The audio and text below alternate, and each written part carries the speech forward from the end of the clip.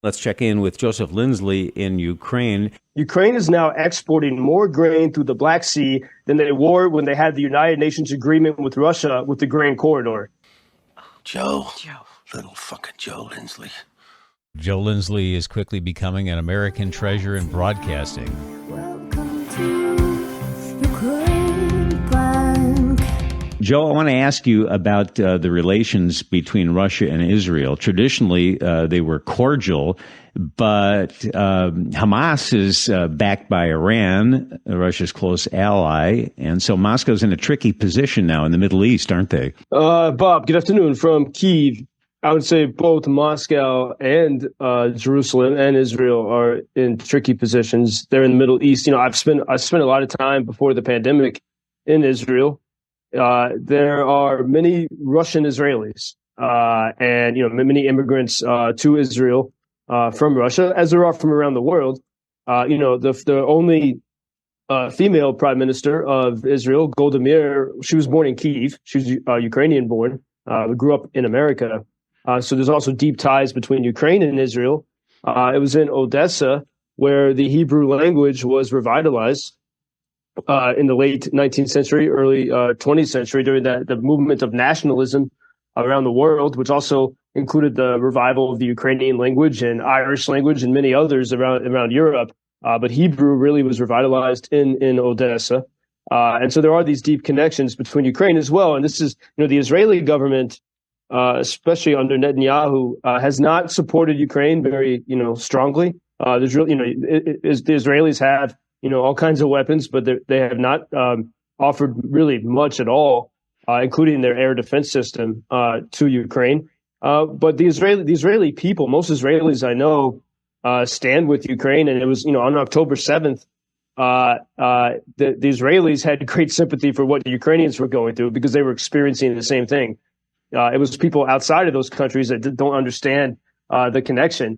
And as I remind so many Americans, Ukraine is one of the only countries in the world where there's not been a single pro-Hamas demonstration because they saw what, Hamas has made it clear that they want to destroy the Jewish people and the Israeli state. They make it clear, and they made it clear with their actions on October 7th, in addition to their words. And Ukrainians, see Russia as the same sort of terrorist state. They both Russia and Hamas ground their ideologies based. It's sort of cloaked in religion. Russia puts on the mantle of orthodoxy in order to unleash its reign of terror, and Hamas does the same with Islam. And so there's a lot in common, and no wonder Iran and Hamas and Russia have been meeting with each other, and they seem to be in cahoots with each other. But still, there was an Israeli official over the weekend, I think, who did say, it's going to be hard for us to get along with Russia. Well, and people here would say, well, about time, because Russia has shown who they are very clearly. Meanwhile, there's, I think it's essential to mention the big cloud of uncertainty right now in Ukraine, and there's been so many rumors and reports about whether or not President Zelenskiy will dismiss the commander-in-chief, General Zaluzhnyi. And on Friday, I was being told by many people it's definitely going to happen on Friday. Nothing did happen. We've had strange visits by American officials, as we discussed last week, including Victoria Nuland, who's really part of that sort of deep defense establishment in the U.S. What side is the U.S. on? Are they simply here to observe? There's a lot of chess playing behind the scenes. And I think it's helpful to look at, I saw today the words of a Ukrainian historian, Yaroslav Hertzak. He's a professor at Ukrainian Catholic University. And this is sort of the public conversation that people are having about what needs to be done for Ukraine to win. As we mentioned, there is great affection for General Zaluzhny. I mean, he gets higher ratings in the polls than President Zelensky. But of course, you have to have, in a democracy, you need civilian control of the military.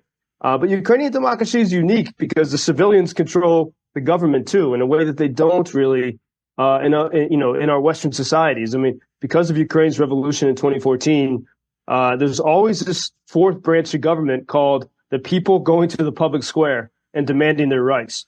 That's always in the forefront of every political decision. They know that at any moment that you could have that sort of revolution here. And so this historian, Yaroslav Hertzak from Ukrainian Catholic University, he said the following: Zelensky is right to say that someone has to fight and someone has to work. Meaning, President Zelensky has been saying, not everyone can be in the military. The society, the economy needs to function.